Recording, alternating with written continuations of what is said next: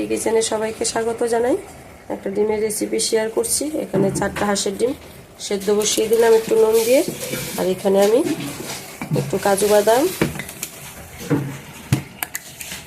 বাদাম, 2টা পেঁয়াজ, 4 টুকরা রসুন, শুকনো লঙ্কা, কাঁচা লঙ্কা, একটা টমেটো সেদ্ধ করে নিলাম। এখন মিক্সির জারে নিয়ে নিলাম, পেস্ট করে নিয়ে আসছি।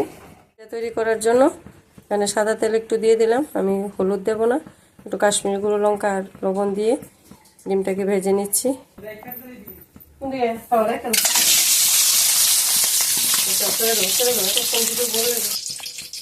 ডিমগুলি ভেজে তুলে নিলাম, একটু হালকাই ভাজলাম।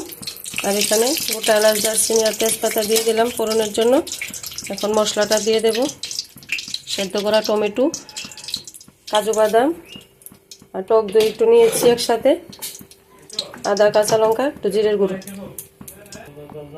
ক্যাপসিকামগুলিও দিয়ে দিচ্ছি একসাথে।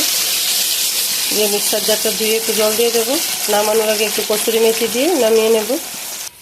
দিয়ে দিচ্ছি চিনি দিলাম, একটু হলুদ গুঁড়ো, একটু কাশ্মীরি লঙ্কা, নুন দিয়ে দিচ্ছি।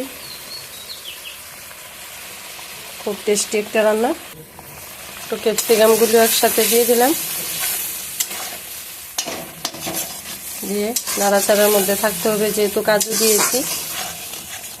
মশলাটা কষানো হলে ডিমগুলি দিয়ে দেব।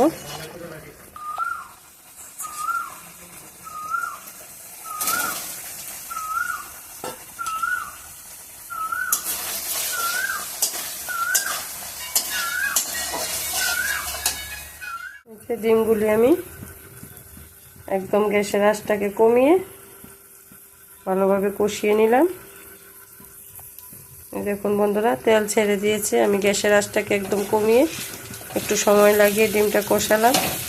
আর ডিমটা কি দিয়েছি তো দেখতেই পেয়েছেন। পেঁয়াজ, টমেটো, রসুন, আদা সব সেদ্ধ করে, শুকনো লঙ্কা, কাঁচা লঙ্কা সেদ্ধ করে তারপর পেস্ট করে নিলাম। সঙ্গে একটু কাজু বাদাম দিয়ে দিলাম। দিয়ে দিয়েছিলাম একটু ক্যাপসিকাম। এখন একটু জল দেব। এটা কিন্তু গা মাখাই থাকবে, কিন্তু গ্রেভিটা দিয়ে রুটি, পরোটা সব কিছুই ভালো লাগবে। দিয়ে দিয়েছি একটু জল। কারণ জলটা দেওয়ার কারণ হলো ডিমটা একটু জলটার মধ্যে, ঝোলটা মশলাটার সাথে থাকলে গ্রেভিটা ভেতরে ঢুকবে, তার জন্য একটু কসুরি মেথি ছড়িয়ে দিচ্ছি।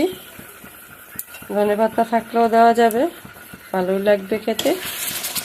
অল্প একটু বাটার দিয়েছি রান্নাটার মধ্যে, তাতে কিন্তু খেতেও সাধারণ হয়।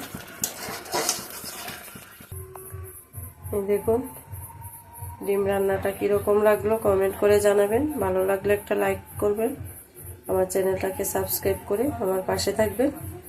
সবার কাছে অনুরোধ রইল, সবাই ভালো থাকেন, সুস্থ থাকেন। আশা করব পরে কোনো সুন্দর রেসিপির সাথে হাজির হওয়ার। ধন্যবাদ সবাইকে।